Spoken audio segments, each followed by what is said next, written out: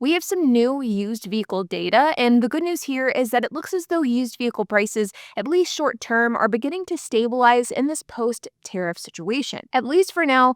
So let's get into it. Wholesale used vehicle prices were lower in May compared to April, with the Manheim Used Vehicle Value Index declining to 205.2, which is a 4% increase from the same time last year, but is a 1.4% decline from April levels. According to Jeremy Robb, a senior director of economic and industry insights at Cox Automotive, he stated that wholesale appreciation trends were remarkably strong in April, but the market gave some of the strength back in May, though values remain well above last year's levels. MMR retention was at 99.1%, which means that vehicles were actually selling for below their MMR values, which is a big change because if you remember in the month of April, MMR retention was actually above 100, which meant that at that point in time, used vehicles were going for above their MMR values, so they were selling for like a markup. And so the fact in the month of May, this went back down below 100%, it is a good sign. And the daily sales conversion rate was at 57.4%, which is down by 5% from the previous month, though it is still higher than what you traditionally see this time of year. To give you a point of context, the daily sales conversion rate averaged out to 55.3% in May for the previous last 3 years. Now, when we look at individual vehicle segments, things are trending in a better direction than they were last month, but they are still higher than what we would like to see.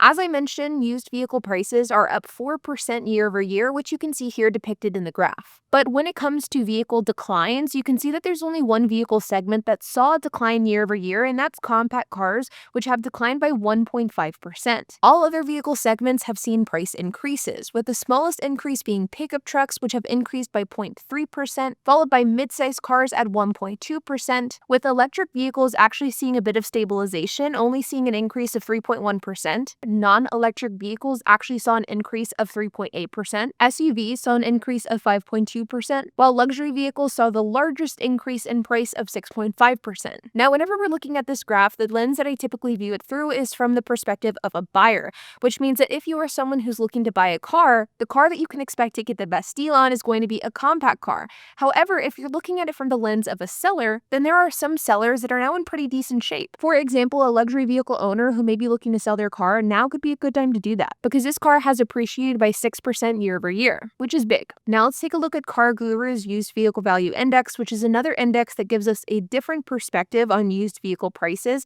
And you can see that car prices have absolutely gone up, and you can almost see exactly where tariffs started to impact the car market, which was at the end of April. You can see here that car prices went up, and then they started to go up at a slower pace, and in the last couple of days, there has been some leveling off. Now, it is important to note, and I know that I mentioned this last time I made one of these videos, is that this graph isn't a huge discrepancy between the bottom of this axis and the top. It's only about $1,500. So while this increase here may look like a lot, it probably isn't really as much as you may think it is based off of looking at this graph. And between the bottom of this increase to the top, it's only about $500, which is still something worth noting because $500 is still a lot of money, but it's not like we're seeing thousands of dollars in price increases over the last 30 to 60 days. If we scroll down to vehicle segments, you can see that similar to Manheim, most vehicle segments have gone up in the last 30 days and the last 90 days, but we are also seeing that year-over-year increase as well, with the only vehicle segment that has seen a price decline being vans, declining by 0.63%, and the largest increase coming from pickup trucks, which have increased by 1.28% in the last 30 days, and most other vehicle segments have increased anywhere between 0.5% to 1%. And when we scroll down to individual makes, you can see that while there are some vehicles that have declined in value in the last 30 days, most vehicles have actually increased in value in the last 30 days, and you're even seeing that increase in value trickle into the last 90-day data and even year over year. The only vehicles that have actually seen declines in the last 30 days is Land Rover, Ferrari, Chrysler, Bentley, Aston Martin, Rolls-Royce, and Tesla. All other vehicle makes have seen price declines in the last 30 days, and as I mentioned, we are beginning to see more and more automakers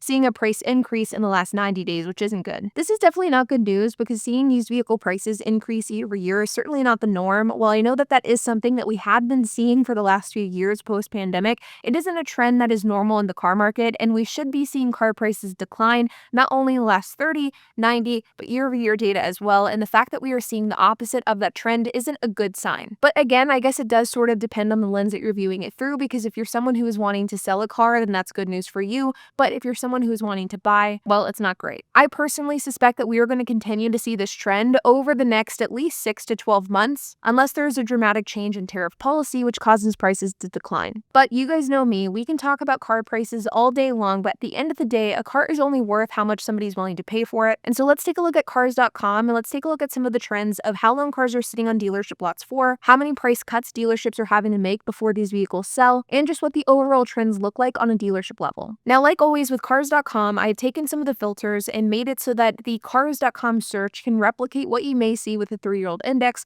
which is 3-year-old used cars. And over the last month, the 3-year-old index decreased by 1.4%, so theoretically with cars.com, we should see car prices that are lower than what we saw maybe last month. Now, when looking at cars.com, there are a lot of vehicles that are seeing price reductions, but the amount of reductions that you're seeing are sort of a mixed bag. For example, we have this 2022 Polestar long-range dual motor, which has 38,483 miles, and this car is listed for $24,790. This is a car that has historically seen very poor depreciation, and all things considered, there isn't a ton of demand with Polestar vehicles. Of course, this is an EV, and you can see here that over the last 39 days, this car has only seen $700 in price reductions, which was done approximately 3 weeks after the car was listed. However, we also have this 2023 Toyota Camry. As we know, Toyota is a low inventory automaker, and at least on a new vehicle level, finding these cars for below MSRP is relatively difficult. This car has 23,523 miles, and it's listed for $23,660. And you can see that this car has been listed for 93 days and has only seen $1,399 in price reductions. Definitely not a bad price reduction, but you would expect to see more given the fact that this car has been sitting on dealership lots for about 3 months. Or we have this 2022 Audi Q5, which has just over 50,000 miles and is listed for just under 27 grand. This is a very nice car, and in my opinion, it's actually a pretty decent car for the price. And this car has only been listed for 15 days, but it's seen a total of $1,817 in total price reductions. We have this 2024 Mitsubishi Outlander, a car that has very low demand. This car has 44,000 miles and is listed for $22,255. And you can see that while this car has been listed for 46 days, and again, it is a low demand automaker, this car has only been reduced in price by about $1,600. This BMW is a similar story. It's a 2022 listed for 32 grand. And while it has only been listed for just over 2 weeks, it's only seen a price reduction of $1,000.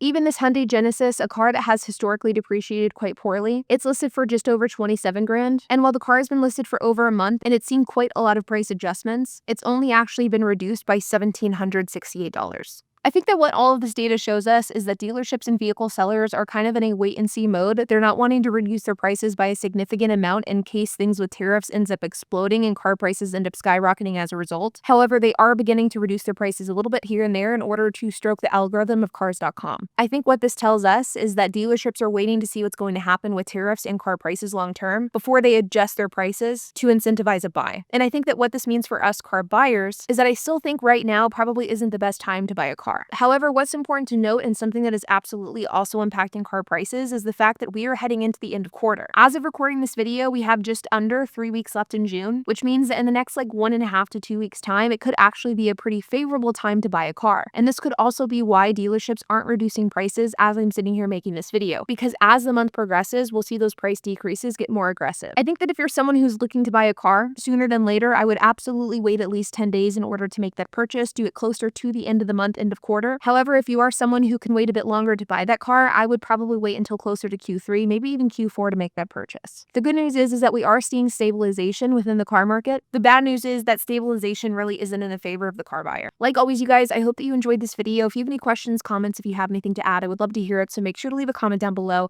And while you guys are at it, make sure to hit the like button, hit that subscribe button, and hit the notification bell. And I will see you guys in the next video.